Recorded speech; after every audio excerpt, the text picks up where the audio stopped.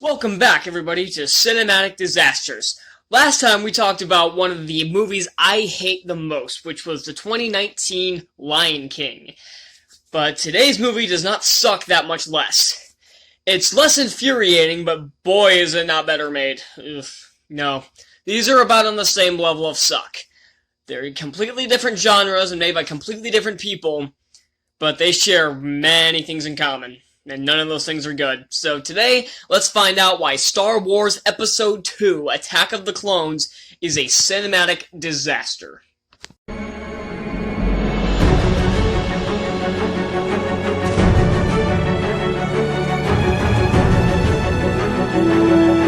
First thing I'm going to say right off the bat is that I am a huge Star Wars fan. I've been watching Star Wars since I was a little kid, because I grew up with the original 6 films. And when I was a kid, I liked all 6 of them. I really did. Though, to varying degrees, but I still enjoyed all of them.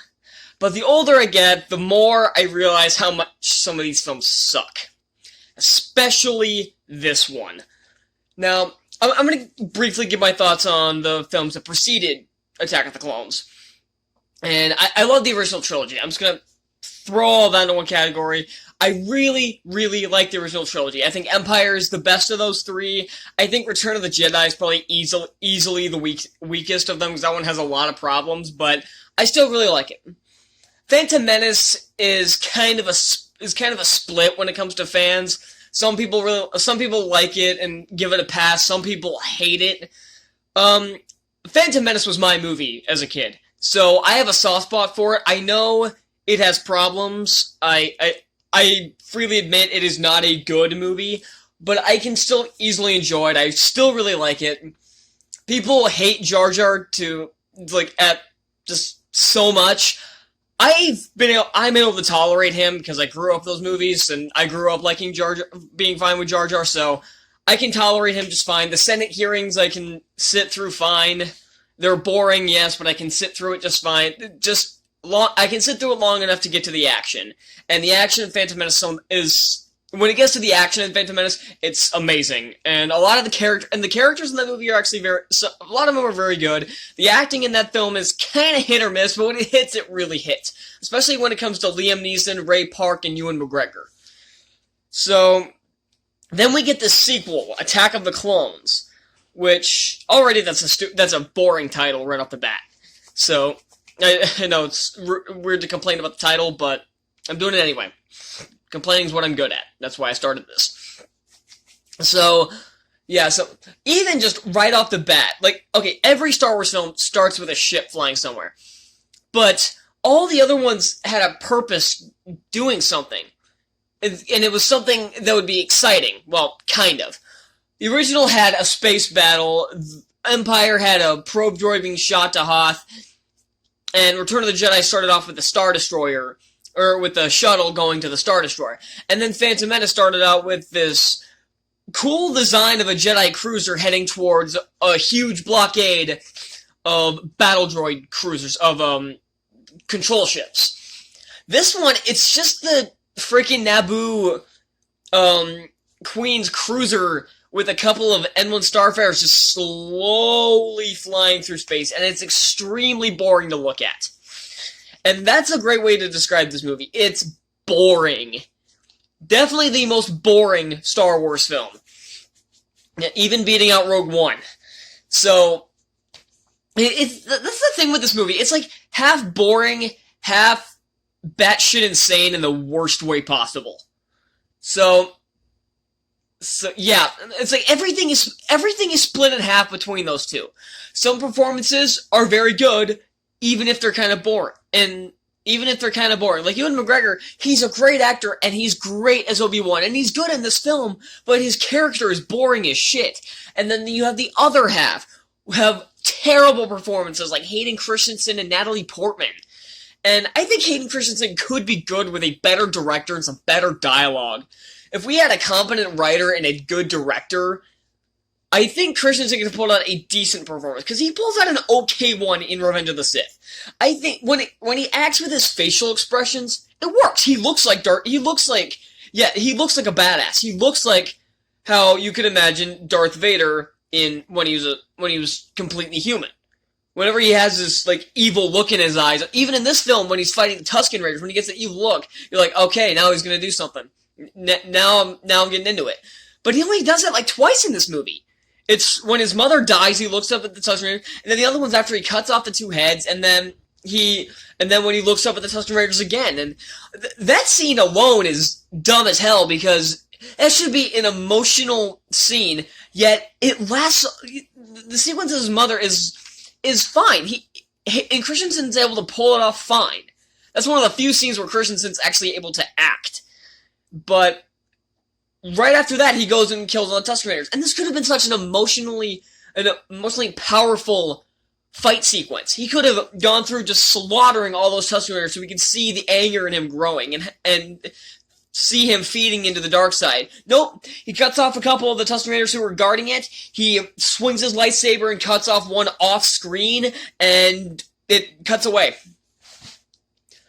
That could have been such a cool action sequence, both visually and psychologically, thinking, like, knowing what's going on in Anakin's head as he's killing all of these creatures. But we don't get any of that, because this movie doesn't care.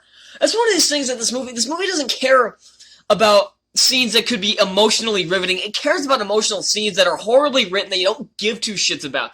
I don't care about any of the romantic scenes between Anakin and Padme, because they're so horribly written. The acting doesn't help, and the only dialogue scene in this movie that I think is actually legitimately really cool is the scene between Obi-Wan and Count Dooku when he has him captured. That actually had some good dialogue, because it had the two best actors in this movie, Christopher Lee and Ewan McGregor. It had the two of them just talking, and they sound natural. I don't know if it's just the actors who make it sound natural, or if Lucas finally pulls his head out of his ass for one scene, but they sound very natural, and the dialogue actually sounds okay. Actually, another performance that I really like in this movie is Tim O'Wara Morrison, but I'll get to him in a minute. But that's like the only scene that feels like it has any weight to it. The action sequences feel like they have no weight to them. They just feel like they're there because this is an action movie. We need action sequences. Like the fight between Obi-Wan and Jango is incredibly boring. The lightsaber duel is extremely uninventive. The Yoda thing is cool at first, but when you really look at it, it looks extremely ridiculous. It looks like all you see is an old guy fighting Kermit the Frog on crack. That's what you're looking at. It's yeah, so yeah, back to that lightsaber duel. It's split into 3 parts, and each part is a different level of bad. The Obi-Wan versus Count Dooku portion is uninventive, and it's not badly choreographed. I think this fight's actually is decently choreographed. If there's one thing the prequels do well, it's choreographing their lightsaber duels. And this scene isn't badly choreographed. Like, Obi-Wan versus Count Dooku, it's exciting enough, it's fine, but it's also not inventive at all. It's just 2 British dudes slapping swords together. It looks a lot better than it did in A New Hope, but you could throw in some, like in Phantom Menace, you had Obi-Wan and Maul doing all these flips and these weird stylish moves with it, and in the third one you get that too.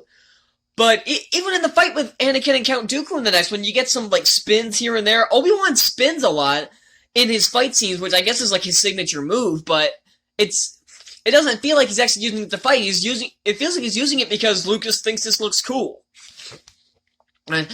But then he gets knocked out, just taken out, and then Anakin comes in, and this is the first time I think we've ever seen someone use 2 lightsabers in motion. I think we saw those in some comics that were prior to this film, but first time we ever saw it on screen was right here in Attack of the Clones.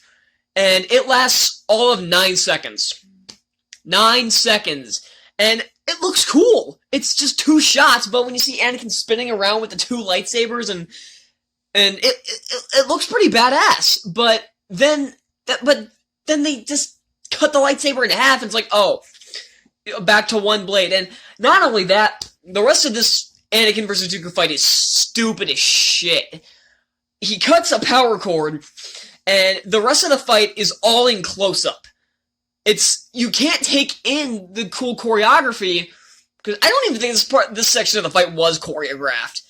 I have a feeling they just put a camera in front of Hayden Christensen and then put a camera in front of Christopher Lee and just said, flail your arms around, just don't hit the camera. That's what it kind of looks like.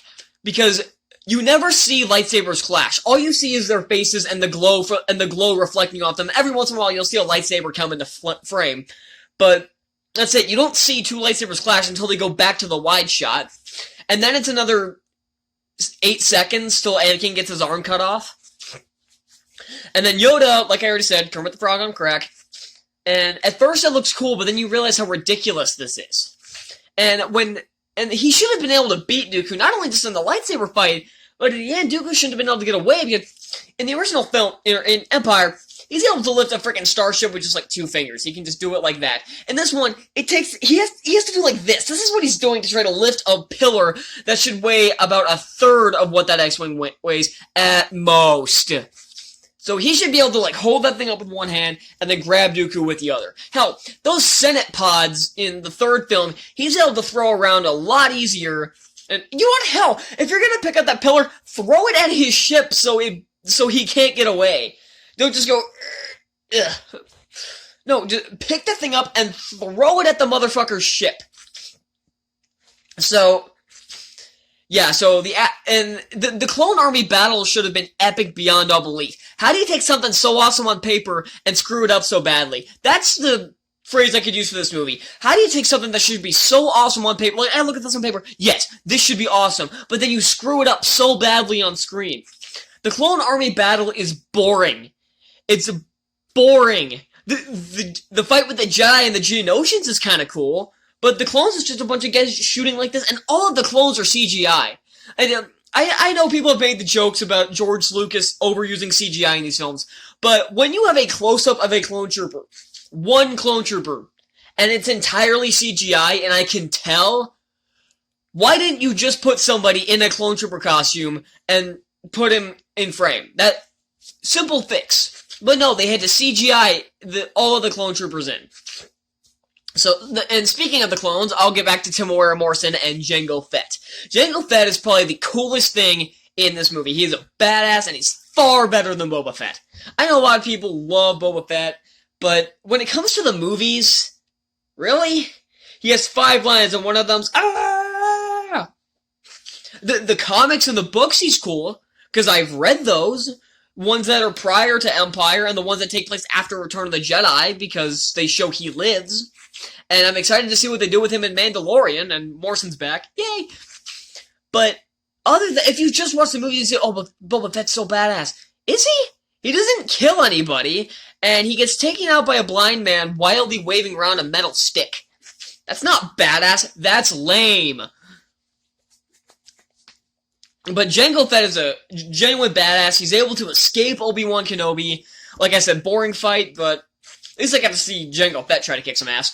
And then he's pretty badass in the Geonosis fight, too. He immediately is able to... He fends off Mace Windu for a bit with his flamethrower, getting him to jump away, and then he's able to kill, fuck, what's his name? Something Trevor, or Trevor something? I can't remember the guy's name. But the alien name who goes out like a bitch with Jango just shooting him like this. But it shows how badass Jango actually is. The Jedi goes out like I said, it goes out like a bitch, but whatever. And then Jango goes down and actually is able to, he actually kills the Reek, which is pretty cool. He just shoots it and dives out of the way, and his jetpack was damaged by the Reek, so it's like, yeah, I'm shooting this thing in the face. And then he gets taken out, does he get taken out by a blind man with a metal stick? No, he gets taken out by one of the heads of the Jedi Council. That is how a badass goes out. But yeah, Count Dooku's a boring villain. There's nothing to him. Christopher Lee puts in a good performance. He doesn't have much screen time, but he tries, but he doesn't have any material to work with. And Jar Jar's back. I don't care. I'm not going to get into Jar Jar here, but no.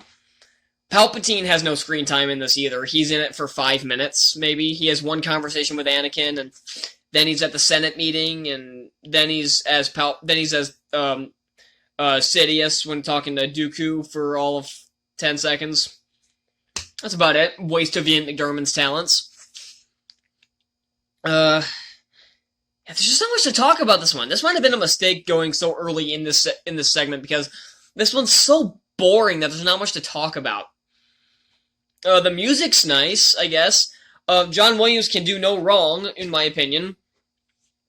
He's composed some of the most memorable soundtracks in history: Superman, Harry Potter, Indiana Jones, and, of course, Star Wars.